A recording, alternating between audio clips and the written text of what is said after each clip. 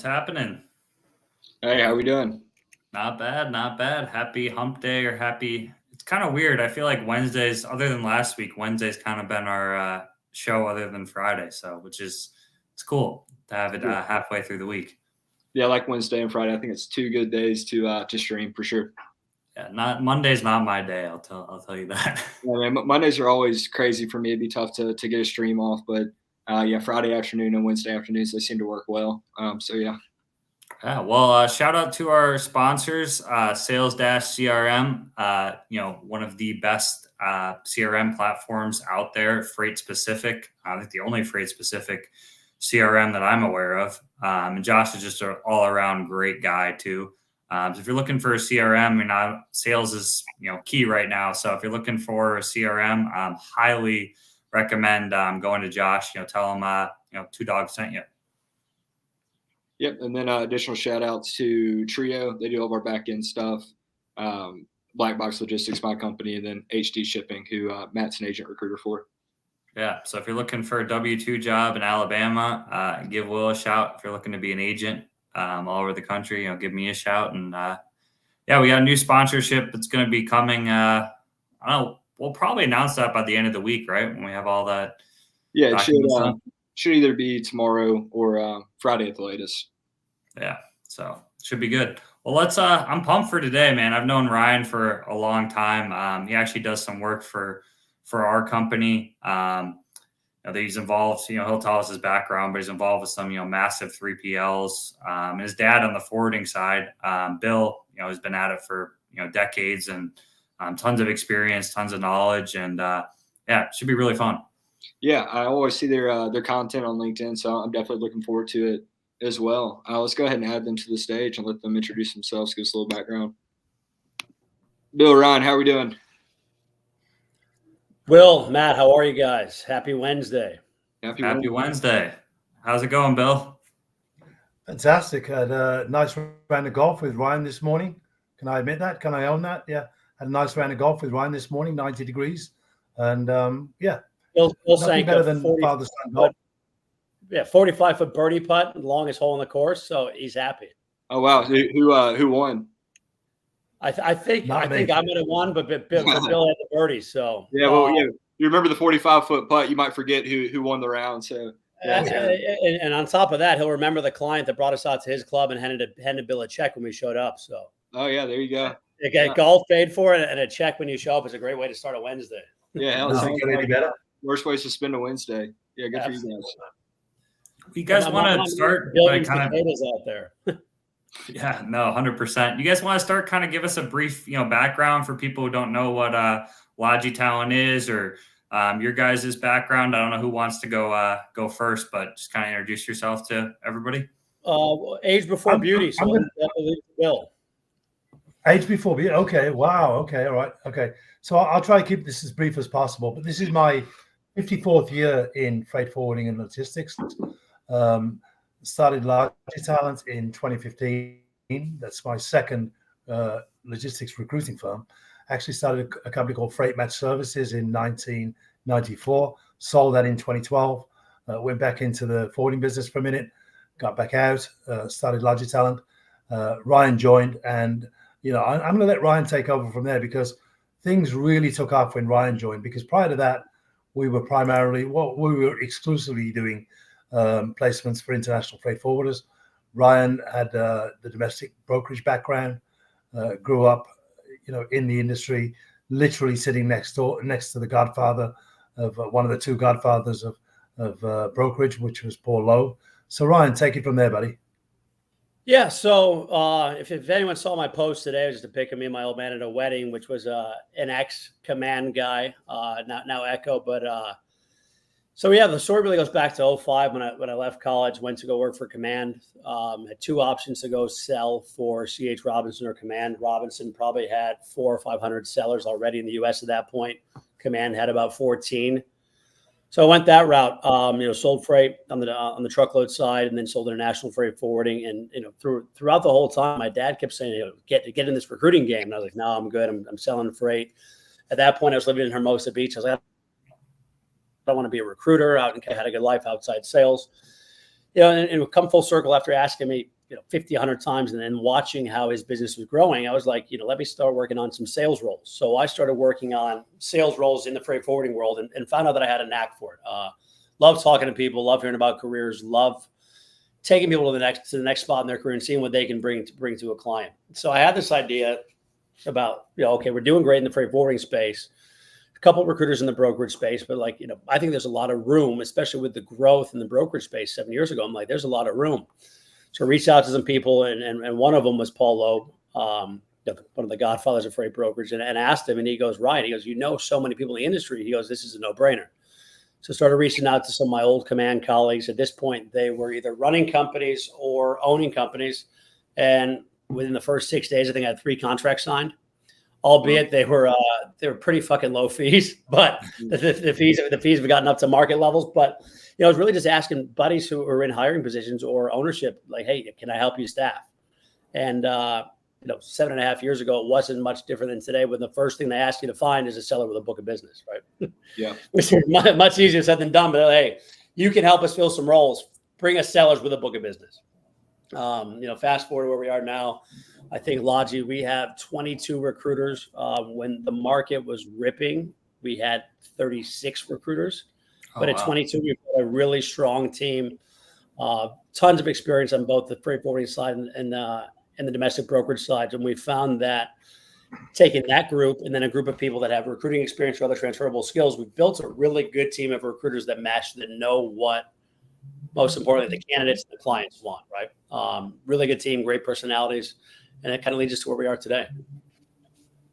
It's very cool. I didn't know you had that many. Wow, 36 recruiters during COVID. 36 during COVID. Yeah. At one point I said, during COVID, I go, this is a great time to be in year 2 of a new brokerage recruiting company, because this is about to go nowhere. No one's going back to the office. Fast forward, 3 or 4 months into COVID, when things kind of got back to normal, everyone's like, we're hiring like crazy. We're allowed to be back in the office. Every brokerage is making money hand over fist, and every freight forwarding company, they're like, we can't keep our teams staffed enough and keep up with the demand. And I'm sure you guys, everyone saw the same thing, right? Yeah, of course.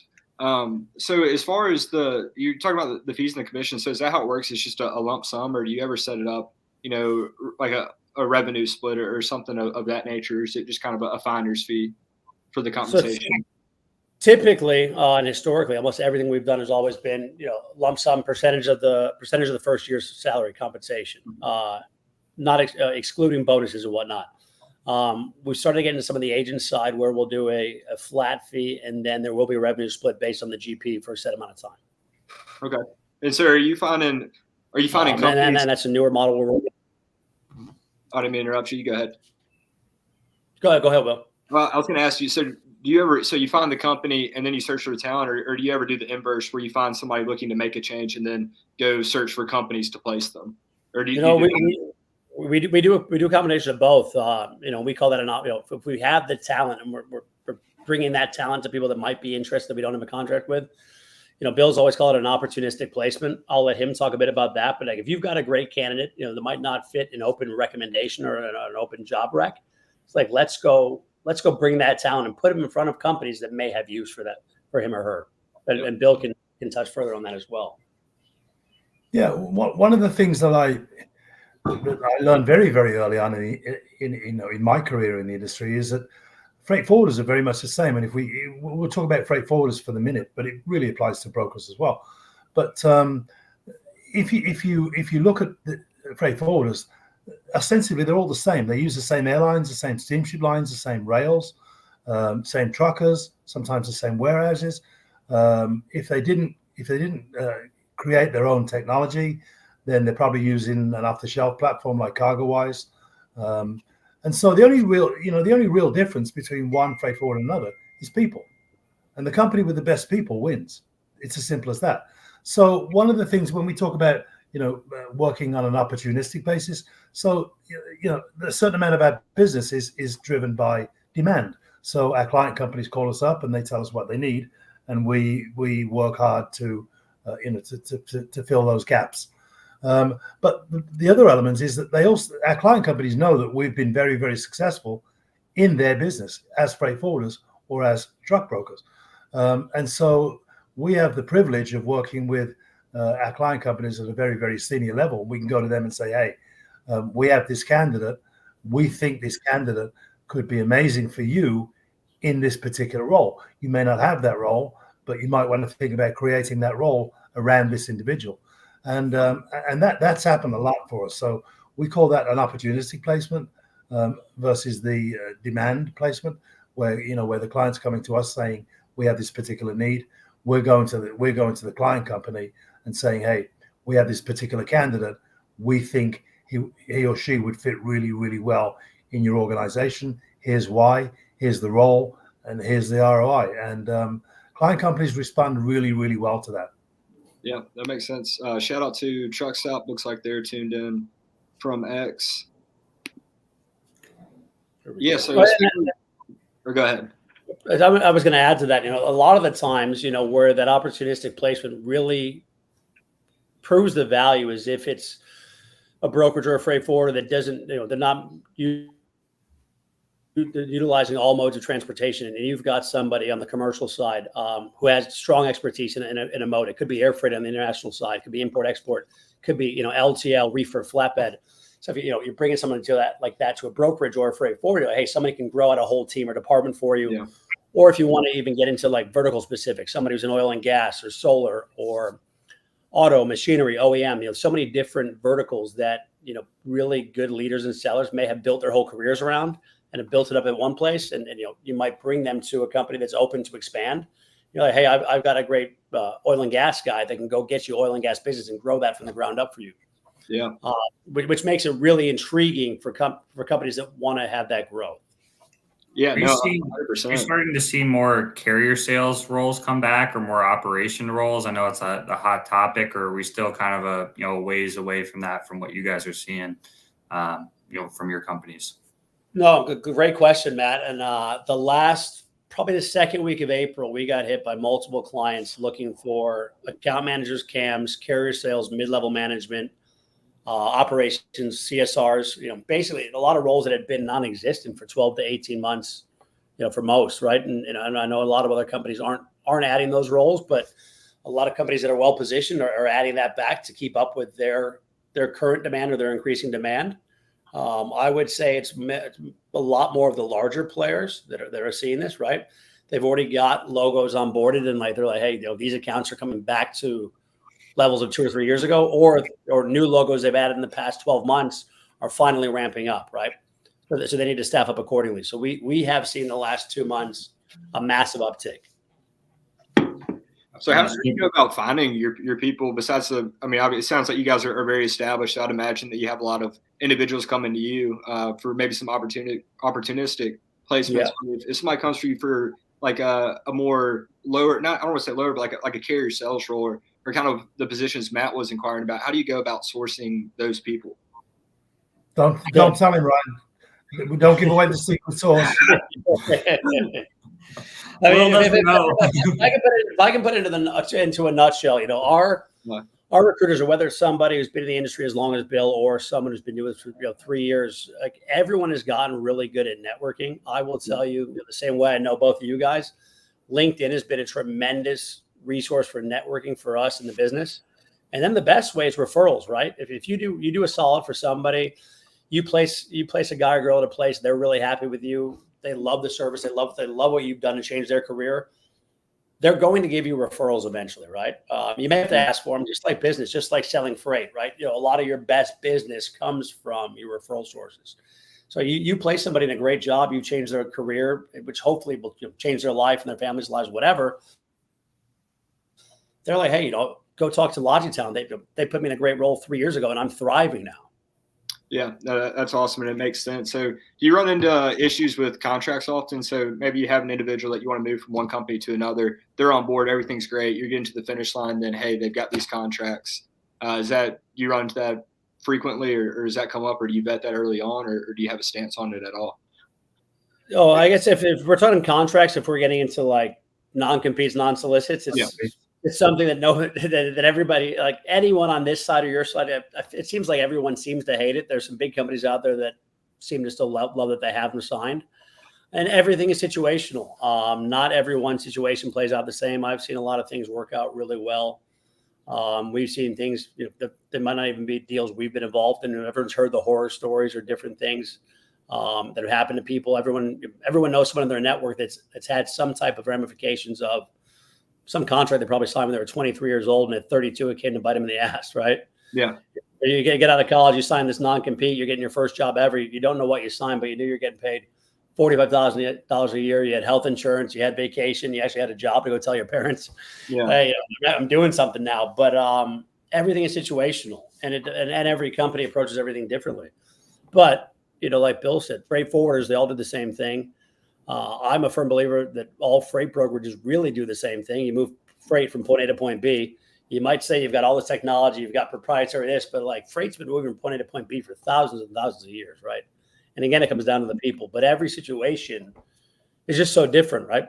Because every company that's growing, that's not just hiring rookies, is hired away from other companies. But they might be enforcing a non-solicit non-compete, but they'll go poach people for themselves. Yeah. How do you find people to, because you guys are getting larger. I mean, I think you said you had 30 some recruiters during COVID, 22 now. I know you work with a couple top 20, brokerages out there. How do you find people to, as you kind of gotten so big, is it harder to find people to source from? Because obviously I would just guess you don't want to source from your, current clients, No, absolutely. No. Yeah. Yeah. So is it getting harder kind of as you're growing to find places to find candidates, or do you, or kind of maybe talk a little bit about that? Bill, there are 18,000 truck brokers out there, I believe, and there are at least 1,000 freight forwarders. So one of the game changers when we came on the scene back in 1994 was we came on the scene, and we everything about us was all about integrity. So if we work with you, we won't recruit from you. Not only that, if your employees reach out to us, we will respectfully tell them that's a conflict of interest. Unfortunately, we can't represent you. So you always want to keep the talent pool as deep as you can. Our customer base is essentially about less than 20 companies, and we have chosen those companies to work with. We've literally partnered with those companies, so we are their talent partners, and we've grown with them. I mean, that's been the beauty of the companies we chose to work with, is that we've grown because of them and through them. But the talent pool is immensely deep. As I said, if we're working with 20 companies out of 19,000, that leaves us plenty of companies to go after. That's a good point. Are there any ones that you guys particularly, I think you made a post a while back about, and I don't think you named the company, but there was somebody you were reaching out to for recruitment services, and I forget what exactly they said, but you said, there's always companies that we need for candidates, and that was a good company. I mean, are there any ones that you look at, like, do you guys kind of target the ones that are, maybe don't have the best pay structures or have more, problems, or do you guys kind of just go, as you said, there's 20,000, so there's a lot to choose from? Or are there specific ones that you guys, without saying names, that you guys kind of, target? It's a great question, Matt. And let me just answer that, and then Ryan can chip in. Not only are we looking at the company, we're looking at the managers, right? Nobody ever works for a company. They work for managers. Every one of us, we've never worked for a company in our lives. We work for managers. We work for bosses. And so we're all about, ensuring that the client companies we're working with have great management, great leadership, great bosses. And that's who we're really pairing the candidates up with. So, that's the way we approach it. Ryan, do you have anything to add on that? Yeah, and then the other things that we'll do, obviously you'll hear news, good, bad, indifferent about certain companies. You'll see different things going on in the marketplace. You'll know where it travels fast when, a company might not be doing well, or especially when for customer sales reps, right? When commission's been restructured, people bitch and complain about that all the time, and that travels like wildfire, right? So if a company's out there and they have very good reps, have a good name for themselves in the industry, but they've got disgruntled reps now because they've changed their commission program, I mean, that's the time you go after a company like that, right? You hear about. Or sorry, go ahead. We should probably do a public service announcement to the one giveaway. The one giveaway we have for today for companies that don't work with us is, if you change your commission program and make it worse for your salespeople, you will lose your salespeople, and you may well lose them because we're the guys going after them. Don't check if your commission program is working. Don't change it. And as somebody said to us the other day, when we were asking them to explain their commission program, they said, if you can't write down the commission program on a bar napkin, then the commission program you have is way too complicated. Companies need to keep that commission program really, really simple, and pay the performers. Yeah, love that.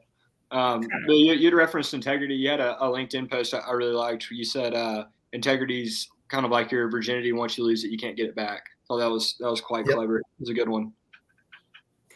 I think I got that from my brother-in-law.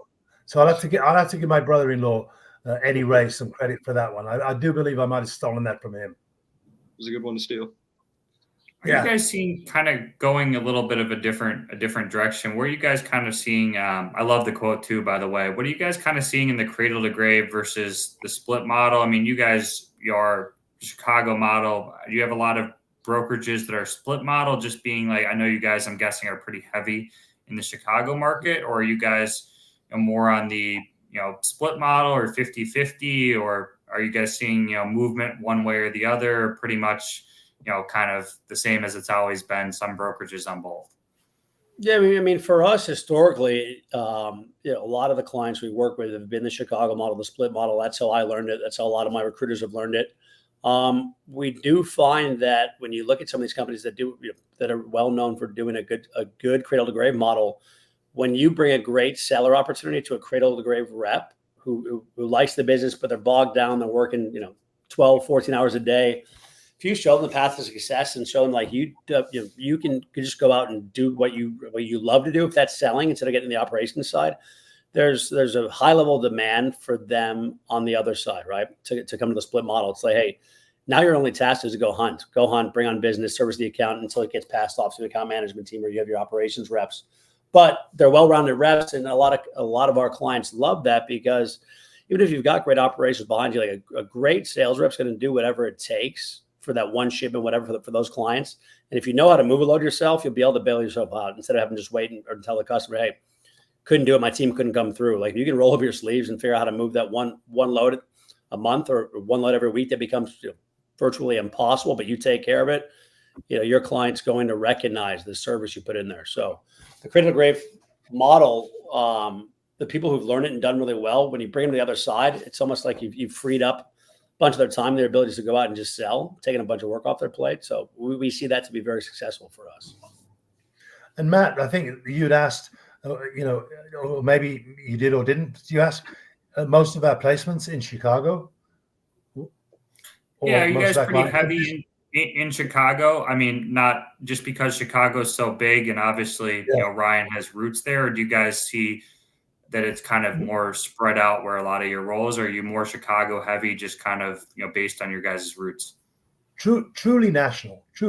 We recently partnered up with a company that is it might be the most secretive billion plus dollar player out there, and we recently partnered with them, and they instantly had us working in Chicago, in Atlanta, in Dallas, in New Jersey, in California, Charleston, literally, Virginia, literally across the country, and there's another account that we recently gained, and again, their opportunities are across the country. So, and our team are strategically spread out across the country. So we've got we've got people in California, San Diego, LA, Dallas, obviously Chicago, Atlanta, Miami, New Jersey.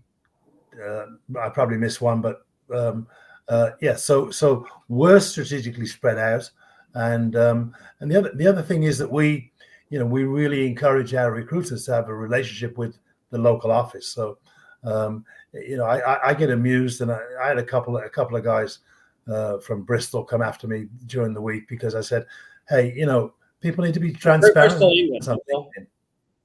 Bristol, England, not Connecticut. Bristol, England. Yeah, you not kidding. know, I said candidates need to be everybody on LinkedIn. You need to be transparent. You know, if you work in LA, then your profile should say that you're in LA, not India. And if you are a recruiter and you say that you're Atlanta, then don't be in Bristol, England. And so a couple of recruiters in Bristol, England, came back and said, oh, it works and this and that and the other. I said, well, I don't care. We have a guy, one of our top performers. He's in Birmingham, England. Absolute rock star recruiter. And his profile says yeah. Sorry? And his profile says he's in Birmingham, England. It doesn't say, United States, LA, Miami, Chicago. It says exactly where he is, right? Yeah. Hybrid USA. So where our candidates benefit from that is we visit, Ryan and I and a few others, and we're all jumping on planes on Monday, Tuesday, Wednesday. We're going to be out visiting with client companies, in other cities. So we stay close to our client companies. We meet with them frequently. We know their culture because we immerse ourselves in their culture. You can't know a company's culture when you are 3,000 or 4,000 miles away. It just can't happen. So one of the advantages with Logitalent is that we are based in the US, with the exception of one individual. We're all based in the US, and we work very, very closely with our client companies by being in their offices, meeting with them on a regular basis, and probably knowing as much about them as they know about themselves. We certainly know about their culture, their environment. We know all those things, and we know their facilities, and we know where their facilities are. We don't need to get out an atlas to figure out how far it is from where the candidate lives to where the opportunity exists. Yeah, that seems like it would be so important. I don't have any experience with recruiting or using recruiters, but when you talk about placing an individual, it seems like immersing yourself in the company and knowing what would and wouldn't be a good fit surely goes such a long way, especially with, it seems like you guys are more long-term thinking with your clients, the partnerships, right? So if you're just throwing bodies in there, it's not sustainable. That seems very attractive. Yeah. And you want to meet, and you might have, sorry to interrupt, Ryan, but you want to meet with the candidates as well, right? It's not really, you can't meet with every single candidate, but you meet with as many candidates as is practically possible. So you really get to know them. So when we present a candidate, our rules always been really, really simple. If we would work for the company, we'll place people there. And if we would hire the candidate, we'll do everything we can to find that candidate another opportunity. Sorry, right. Is it pretty competitive right now for candidates on the W-2 side and for businesses? I mean, are you seeing that you're sharing a lot of clients with other agencies, and are you seeing like a lot of candidates that are talking to multiple different recruiters, or how's the competitive? And we hear about competition on the brokerage side, but how competitive right now is it on your side of things? There's obviously a lot. There's some very good recruiting companies that do what we do, but I think the difference, that I think we bring to the table. We had a client that dumped probably 45 open roles on us with a set amount of time. They weren't exclusive, but they might as well have been. And within 5-week period, I think we had 34 of those roles covered, right? So if you give us those roles, what we can do differently is, hey, give us these roles and we'll get them done, right? I do know some crossover that we have with other recruiting firms, but there's enough good talent out there that we can all do our thing. But the more wins you stack up for your clients, the more opportunities they'll give you, the more exclusives they'll get on a leadership role, the more they'll rely on the partnership that they know Logitalent's going to fill those roles, right? Do they have other options? Yes. And may the other option work out sometimes? Sure, it may work out sometimes. But much like, a shipper, right? When you've got a few brokers that work out really well for you, you're not going to keep spreading out your freight to make it thinner, right? You're going to say, hey, you might have 10 brokers, and you have 4 that work really, really fucking good for you. You're going to roll that up eventually and give it to those 4. Maybe keep a couple as backups, right? Yeah, I'm glad you brought up speed. About it. Sounds very similar to that shipper broker relationship, which I'm sure is similar in a lot of industries or just business transactions in general, right? Matt, didn't mean to interrupt you. Go ahead. No, I apologize. It might be my computer. I think I might be on maybe a little bit of a delay.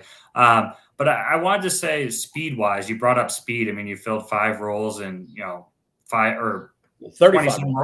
35 roles. Yeah. Yeah, 35 roles in 5 weeks. I mean, how important is that for the companies? Because obviously, some of these roles, these companies want sellers in seats now, and how important has that been to kind of building kind of your relationships with some of these customers, is the ability to do it fast. Well, the beauty of this was not one was a seller or even a seller with a book of business, right? These were all roles that were needed to support existing business. There were account managers, CAMs, carrier reps, carrier sales managers, drayage reps, drayage managers, ops reps. And this is all to support business that was already growing, right? It wasn't like, hey, go find me sellers. And they had deadlines they had to hit to have these seats filled, because the business was there ready to be turned on, or it was already getting turned on, and they needed more support to keep the business running well. So for a project like that, speed to marketing, getting the right people in the right seats fast is imperative, right? If not, they might have had to ask 2 or 3 other recruiting firms to help out with the project. Yeah, correct me if I'm wrong, but it almost seems like those positions would be significantly easier to fill as opposed to somebody, hey, I want somebody with this huge book of business that they could transfer. Is that accurate, or do you find a harder time finding those hunters per se with the established book to transfer? Hunters right now with an established book, I think it's much tougher than any client asks you about, right? And if somebody says they have a transferable book, if say they're doing $100K a month GP, good rep in the game for a while, they say 50K is transferable. I think really what comes over the first 3 to 6 months is less than 25%. Yeah. I'll talk to my clients and set the expectation. So many different factors, right? What type of company they're going from, to who they're going to, type of business. Are those accounts? Does anyone have any relationship, or somebody burned a bridge that one of their clients? Type of business, rates they need, so many different factors where it's not really plug and play at all. And in a market where there's so much capacity, the shipper might love Matt Dahl as his customer rep, right? But if Matt's leaving to a company that, Matt can tell Will, the company's great, they're great, Bill Paul's a great person, but there's no relationship. It's like you're trusting Matt. You want to trust Matt. He's done a great job, but your freight's moving fine. And if he leaves, you best believe in a really tough market, the company, that sales rep is leaving, is going to do a damn good job of trying to protect that business and just not let it walk, right? Yeah. I mean, if business is that's already moving through them, they might lose the rep, but they'd be so naive to think that hey, we just don't need to service this account anymore. Is that why you target more cradle to grave reps for your split model? Because I could be off base here, and I'm curious your thoughts on this. But obviously, on the split model, the customer has a relationship with a carrier rep, an account rep, a customer rep. They're generally bigger enterprise accounts, whereas the cradle to grave is SMB, and that customer might only know them. So it might be a lot easier for that business to transfer over. Is that kind of, you were mentioning earlier that some of your split model reps, they love cradle to grave sellers. Is that part of the reason why is those books are more, at least on the agent side, I see those books are way more transferable than, just a straight seller? Yeah, your question leads me to a great observation about you doing on the agent side, right? Like if you're talking to somebody who's in a cradle to grave W-2 model and showing them the agent side, they're involved in every step of the process from the time that the freight is discussed, tendered, shipped, delivered, POD, right? Billed, in essence. So there's a lot more reason to believe that whatever rep is leaving, said company in a cradle to grave model will likely be able to bring the business. They know how it moves. They know what carriers to move. They know the rates. They have a great understanding of everything in the whole process, right? Versus just being a pure hunter who does a great job, who can go get in front of accounts, open doors, close business, and win it, but doesn't have a lot of involvement in the day-to-day business, right? Yeah, then even when I'm thinking about, even if they do get in the door right, and then you've got that new ops team handling it at the other company, it's a lot more could go wrong. I feel like to kind of cripple the business as opposed to where it's already running smooth at the previous company. Yeah, and again, in this market, and when there's so much capacity, like we know, right? Well, if it was the other way around, when the market was flipped and capacity was tight, okay, let's go follow a rep that we know really well, right? But when the market's so soft and there's so much capacity, like why even upset the apple cart? We see it a little bit differently on the global side or the international side, where we get these inquiries, we're looking for a salesperson with a book of business, and we go, who isn't? So why would they come and work for you? Why would they come and bring that book of business to you?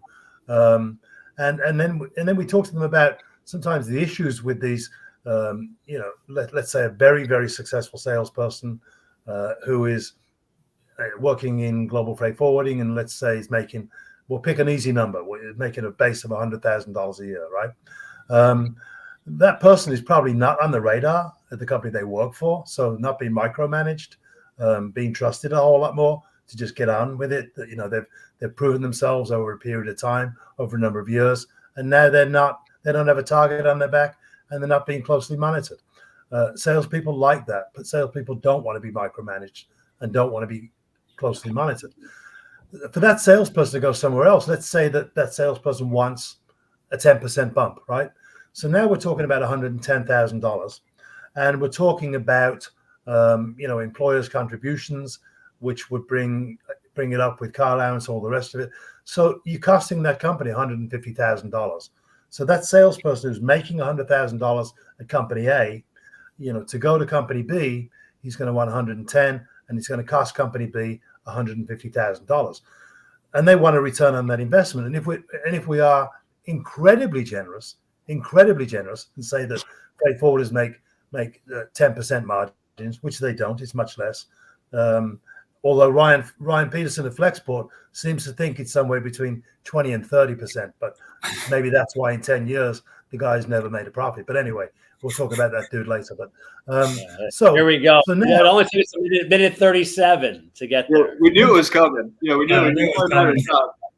Okay, so now that salesperson has got to go out and get $1.5 million worth of business gross.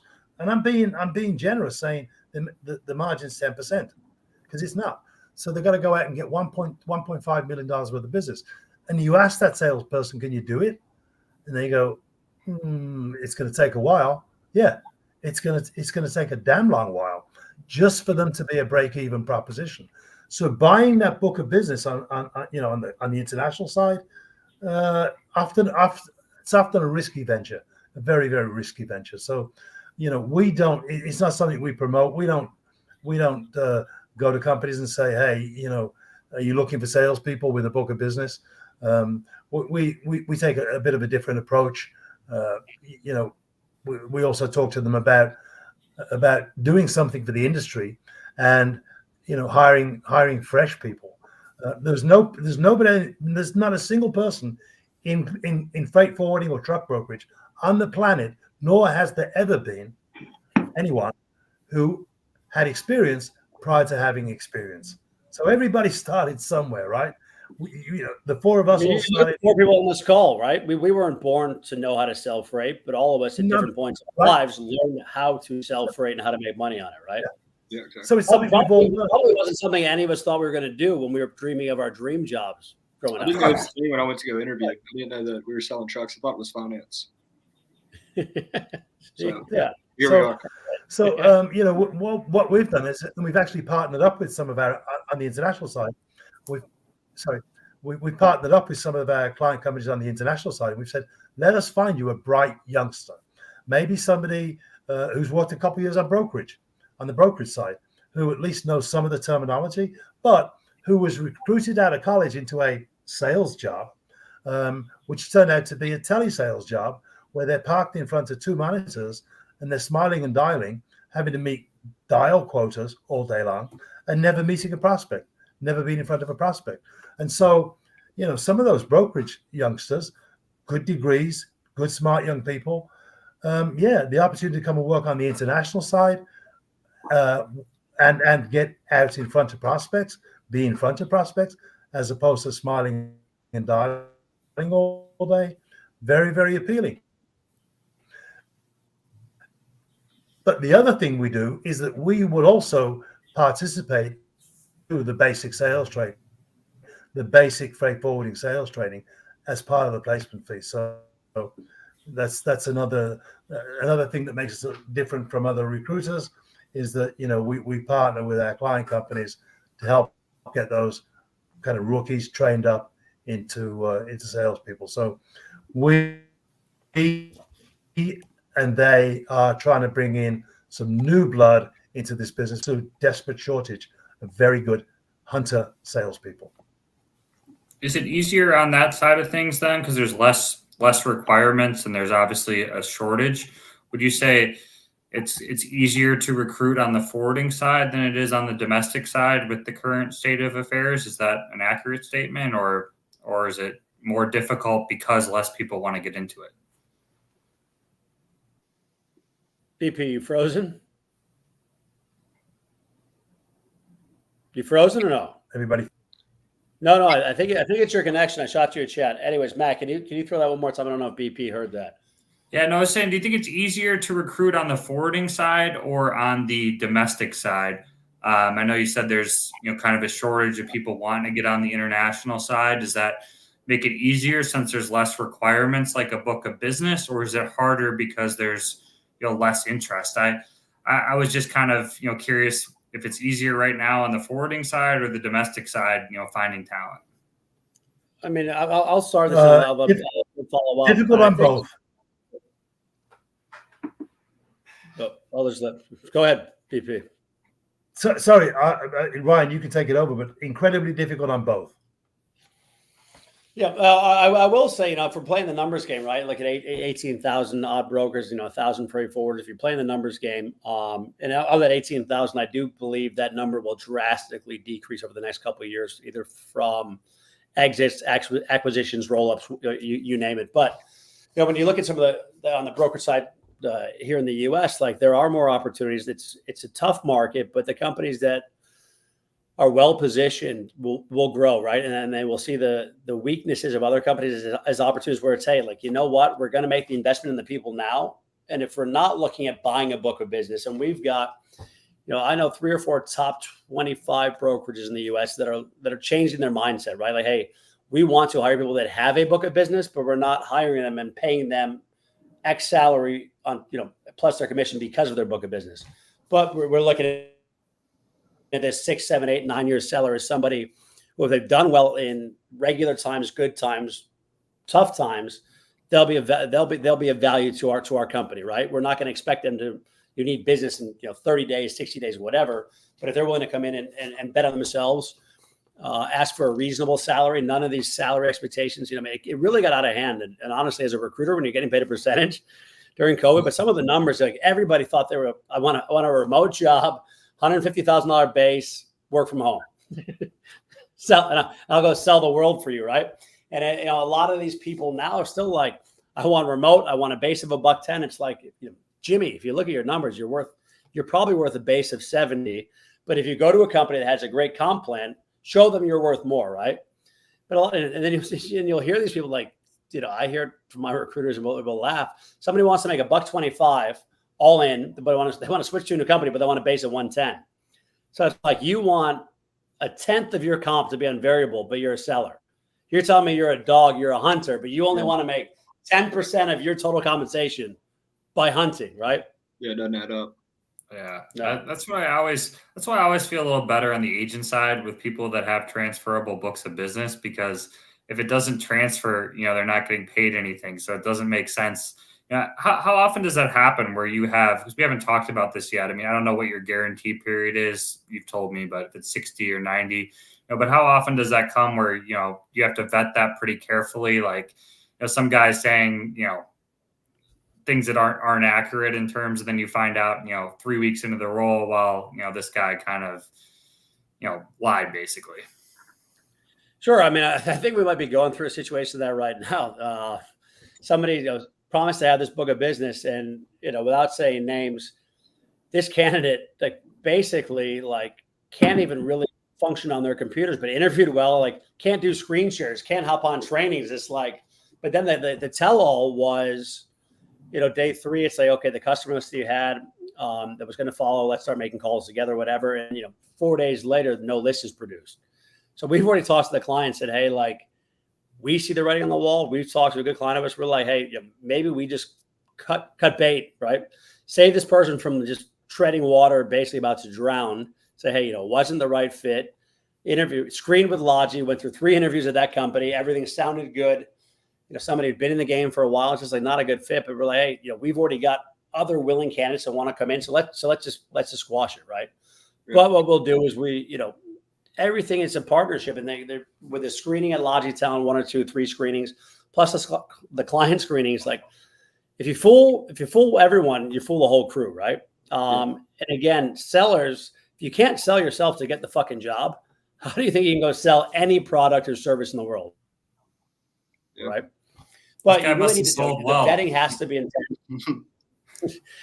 Yeah, no, it's blazed through the interviews and everyone loved him. I unfortunately wasn't on the call, but on the calls, but knowing from the client and all their interviews and our team, it was like he probably would have sold me too. But point being is that in a market like this, I think you need to level set the expectations, and we've done a really good job the last 7-8 months of talking to new and old clients about what the worries when you buy somebody for their book of business or potential whatever book of business versus buying somebody who has a really kick-ass sales process, who has a great personality, who's engaging, who like, hey, put this person in front of buying opportunities or selling opportunities, and they're going to engage potential clients, right? Yeah. And the same for you, Will, right? You need sellers that, okay, all your competition, they move freight, right? You need to find sellers or have your sellers position Black Box in a position where they can show a client they're going to bring a service or value or a reason to use you guys, right? To trust you with their business. Yeah, what's worked well for us is kind of just, again, kind of back to where we talked about, nobody had experience before they had experience, right? So essentially everybody we hire is super green, right? And we usually start them off in a cradle to grave role. But through that, we're split. So we have a split model, and we have cradle to graves, and we have sales reps. So within the first 3 to 6 months, we can look at somebody and say, okay, you're good at maybe A, B, and C, but the rest of it's a wash, right? Maybe you just need to exclusively sell. Maybe you hate and are awful at selling, so we're going to move you to a dispatch role or carrier sales. So we have that going for us in the sense that we can bring in an individual, and it's very, very, very rare that there's somebody that, as long as they're willing and showing up and want to learn, that we can't use them for something, right? So that makes it easy on us, because it's very rare that we bring somebody in. It's like, man, we have to cut bait, like they're just useless for anything. Like there's something we can use pretty much anybody for, as long as, again, they're willing and have some level of competence. Yeah. And that's where it gets to, right person, wrong seat, right? Hey, this person has value for Black Box, but in the moment, they're not in the right seat. But if the effort's there, the willingness to learn, and the ability to be a team player, to want to be part of something, you're like, hey, we can find a home for you. Work with us. We'll work with you. Yeah, it took us a little while when we started out to kind of discover that, right? I've got this guy in a hunter role. He's a gatherer, farmer, and move him. And over the last, we've been in business 4 years and some change. Over the last 2 years, that's something we've really focused on is like watching people and taking note of what they're good at. And we found some people that were, just dead weight. Red. Like we probably need to fire them. We moved them to other roles. They're killing it now in a different role. So it's been cool. Yeah, no, and that's great. It's always better to repurpose somebody instead of having to cut bait, right? Like, hey, they're already here. They're willing to learn. We can teach them something. And you know what? That first role wasn't the right role for them. Or maybe the second one, but you're like, the effort, they show up every day.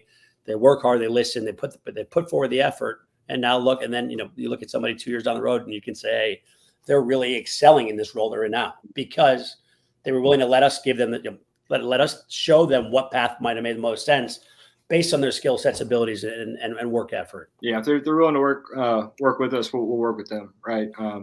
But on the other hand, if they're not, we will cut ties. The willingness is really, really a big thing for us, especially, again, when we're talking about green people and kind of molding them. Yeah, I love that. What about the candidate side? We haven't really talked much about the candidate side.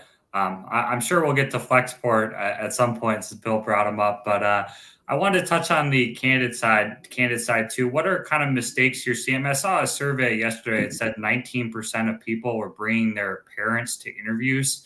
21%. Yeah. Where is this survey from?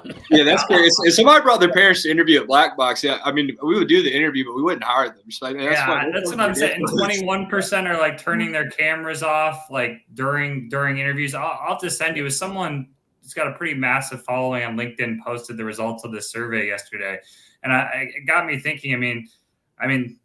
What are you guys seeing on the candidate side? Or some of, like, with the new generation or some of expectations, like I found some of the things on this survey kind of hard to believe. So just kind of curious. I'll touch on a couple things on the candidate side. And to me, it's a really simple one because every interview I've ever had, or any meeting, business opportunity, like the logical thing is always follow up with a thank you email, right? Like, hey, hey, Will, thanks for talking to me about the opportunity with Black Box. I'd love to learn about learn more about the roles that you see me as a good fit for. Do you have any reservations with bringing me into your sales team or whatever I'm trying to accomplish, right? But I find that the younger generation, like my recruiters and our team, we need to tell them to send a thank you, right? And I find a lot of times if it comes down to two people and almost everything is they're neck and neck, right? My belief is the person with a well thought out but clear and concise thank you in a relatively short time frame from the interview, nice follow up will probably get the job almost every time over the person who doesn't send one at all. It's very rare that we get those, and if we ever do get one of those, if we're on the fence, it's now a yes, right? Because again, it is so rare. So when somebody actually does do it, it really sticks out. And then immediately, again, if we had any reservations, where all of a sudden it's like, you know what, I like this guy. Let's hire him. Sure, and if you make it clever, add a little bit of humor in there, it shows you what type of follow up that person is likely going to have as a seller, right? Yeah. Versus just they get the call with the decision maker, and when people are taking time to listen to hear you out, whatever, like thank them for their time. Like time is such a valuable asset. Like time isn't free, right? So like if someone takes 30 minutes out of their day as a career sales manager to interview somebody, whether you're going to get the job or not, thank them for it, because that thank you might be the reason you end up getting the fucking job. Yeah, that's a great point. When we're screening, that's all part of us screening a candidate. It's also part of ensuring that the candidate is ready for the interview, and we're not going to give them all the answers, because then the client company would be hiring us as opposed to the candidate. So we'll ask them what homework have they done, what prep work have they done, what kind of questions are they going to be asking the hiring company or the interviewer, what kind of follow-up do they have planned, so we're going through all that. What we often tell our client companies is, we're not going to overwhelm you with resumes. We're not going to send you a ton of resumes. You have a vacancy in Chicago for this whatever role it is, right? We're not going to send you 15 candidates. We might send you 2. And if you want more, then we'll have to send you the ones that we didn't think were good enough, right? Because we will weed those candidates out, because there's no value using a recruiter if they're just going to be resume brokers or LinkedIn bottom feeders and just throwing stuff at the wall and hoping that it sticks. We don't work that way. We won't waste people's time with sending bad candidates, and we will really screen the candidate, and we'll go through a pre-interview briefing to find out how they're prepared. One of the questions that I often ask candidates is, that I'm having a screening call with, how did you prepare for this screening call with me? Tell me how you prepared for this screening call with me. And they go, you didn't. I sent you a connection request on LinkedIn. Okay, yeah, I got it. I connected. What do you know about me? You're a recruiter? Yeah. You got no hair. You got no hair. I got no hair. And I so we have to know that they're prepared, right? We have to know that they're prepared, but we can't do all the work for them. And to Ryan's point, that thank you note, there was just, there are some things that just never go out of style, right? There are some things that just will never, ever go out of style. And I've never known a candidate didn't get a job because he or she sent a thank you note. Yeah, it's never been a disqualifier ever. Right. Maybe in the history of the world. Yeah. That's a great topic. Well, I guess to end, as I'm sure a lot of our audience wants to know, here it comes. On the forwarding side, and since Bill brought it up, earlier at I think the 36-minute mark, you kind of give us kind of your thoughts, and this kind of goes to like the digital freight, and losing money aspect. I mean, you've mentioned, I don't know how this all started, but anyone who follows you on LinkedIn's probably seen some of your comments on Flexport and some of their operations. I mean, kind of how did that all come about? So I mentioned I've been in the business 54 years. This industry has been incredibly good to me. Look, I'm 4,000 miles away from home. I left school at 16 years old. I have no formal education beyond that. The industry has been incredibly good to me and to a whole lot of people that I care about, love, like, respect, whatever, right?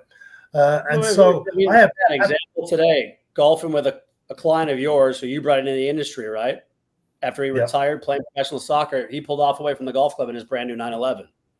Never knew anything about moving a pallet of freight before him and my dad were having a beer years ago and talked about it. Well, runs a profitable business and didn't come into the business saying everybody in the business is a moron. So and he came in no investor, his own money, and just drew no investors, no money, and said, "Hey, I'm going to be." I started selling freight for somebody else, learning to do them on my own, started my own thing, and he's made it to where he's got a great life because he didn't rely on everybody else's money and digital this and digital that, and he's old school, flies around the world for meetings. But again, it can change lives if you do it the right way. Yeah. So, having said that, this business has been incredibly good to me. I have a lot of friends in it, a lot of people in it that I love and care about and respect. A lot of companies that I respect the heck out of.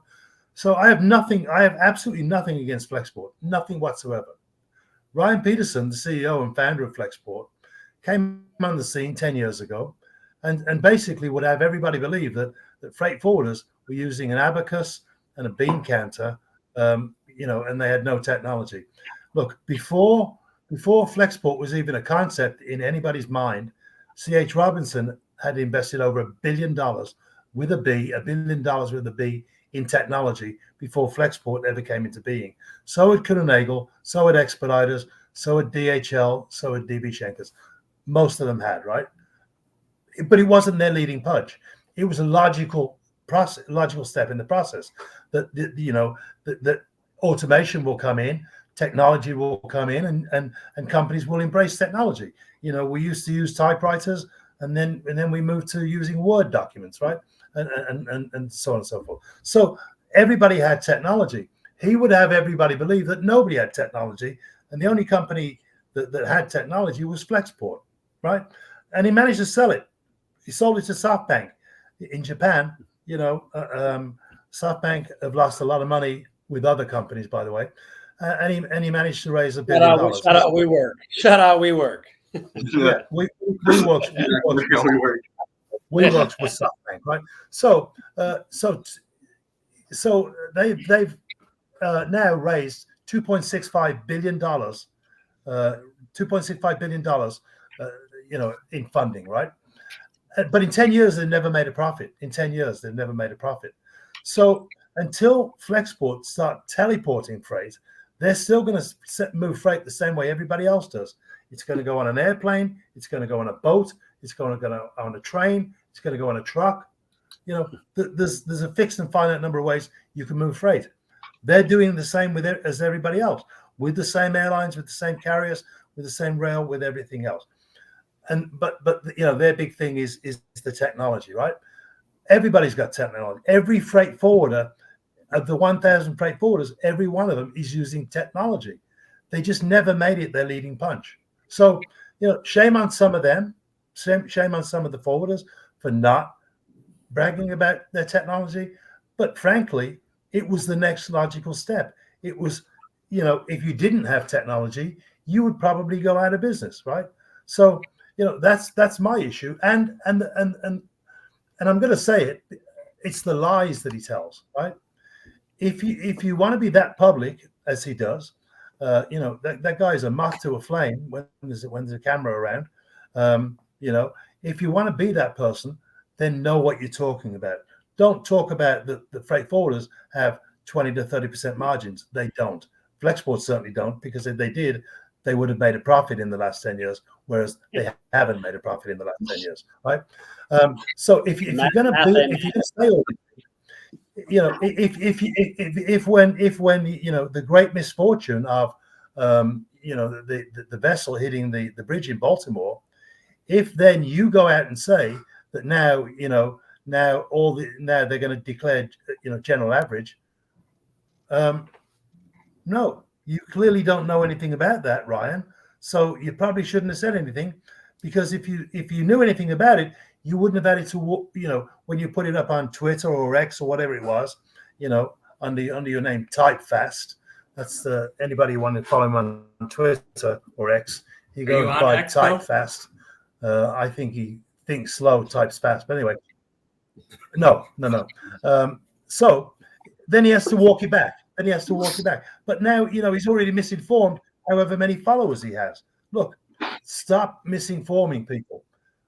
And this came up on LinkedIn the other day or today or yesterday, whatever, right?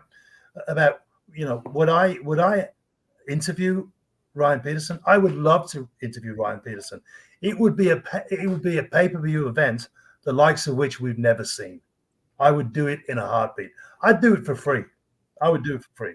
He would never take that on. Because that would be, I would ask him the question.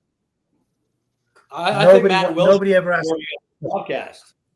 Love to. Yeah, we'll try to make it happen. See if we get him on board. I don't know if he's going to agree with that. After hearing Bill talk about it, I wouldn't want to do it.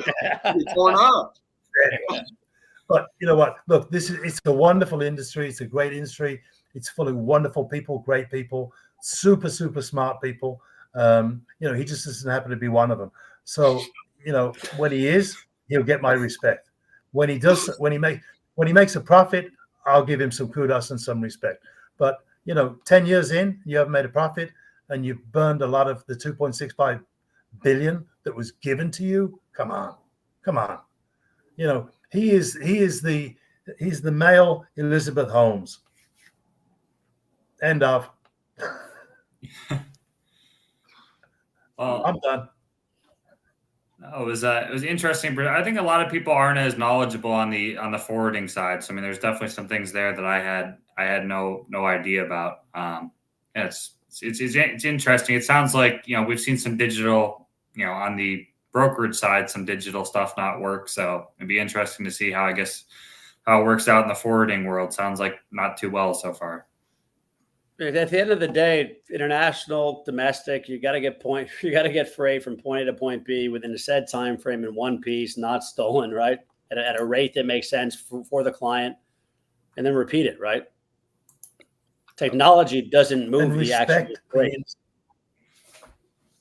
No. Respect the industry. Respect the people that have gone before you. Every company that he's ever attacked. The thing that they don't have in common is they all make money, right? Every one of those forwarders that he said negative things about make money every year. Good times, bad times, all the time. So good point. We'll do a whole Flexport issue one day. A whole Flexport edition, a whole Flexport podcast episode. Yeah, Not today. Yeah. Not today. Yeah. It's been, it's been a great chat. You guys have asked great questions. I really appreciate you, inviting us and allowing us to be part of the podcast.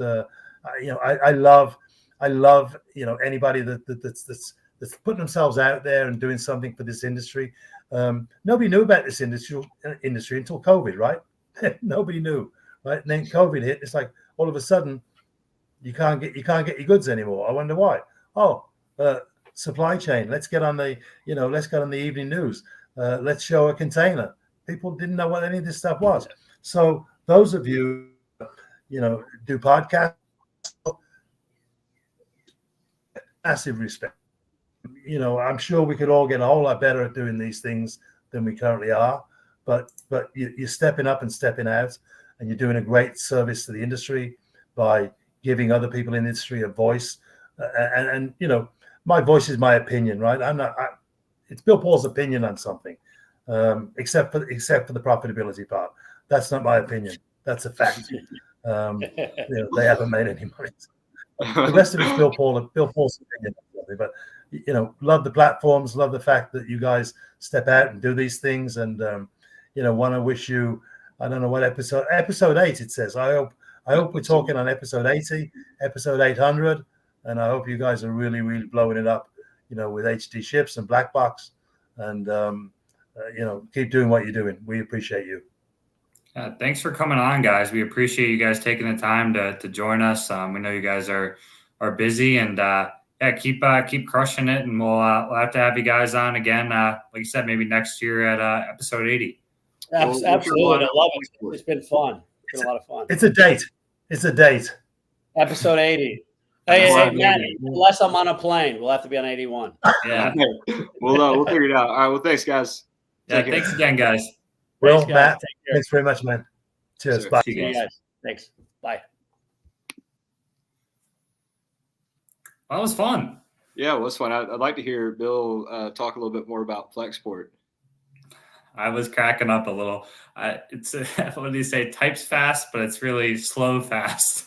Or types fast, but thinks slow. I think Or something. I forget. that's good sound bites in there from him. Yeah, when we put it out, we'll have to tell people that they'll have to watch all the way through. Some people cut off the podcast at the very end, but there's definitely some memorable moments in the last 10 minutes. We'll get I'll message Renz to clip maybe a sound bite from Bill that he can post on the page, which should be good. Yeah, episode 80. I guess we'll have them back on, and hopefully a guest from Flexport. That'd be a good one. Yeah, no, it was fun. We got to learn a lot about kind of what's going on in the recruiting world.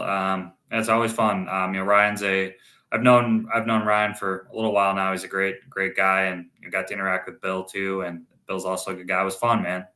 Went by fast. We'll be back. We'll be back on Friday, right? Yeah, we'll be back on Friday. Keep an eye out on the pages. We'll make an announcement. But Friday afternoon, we should have another episode this week, episode 9. Yeah, episode 9. Well, I'll see you on Friday. And thanks again to our sponsors, Sales-CRM, best CRM out there, Freight Specific, Josh Lyles, hit him up on LinkedIn. Trio, you're doing our back end, our marketing. They do nearshoring, offshoring, obviously Black Box and HT. Yeah. All right. Well, thanks everybody that tuned in. We will see you Friday for episode 9. Sounds good. All right.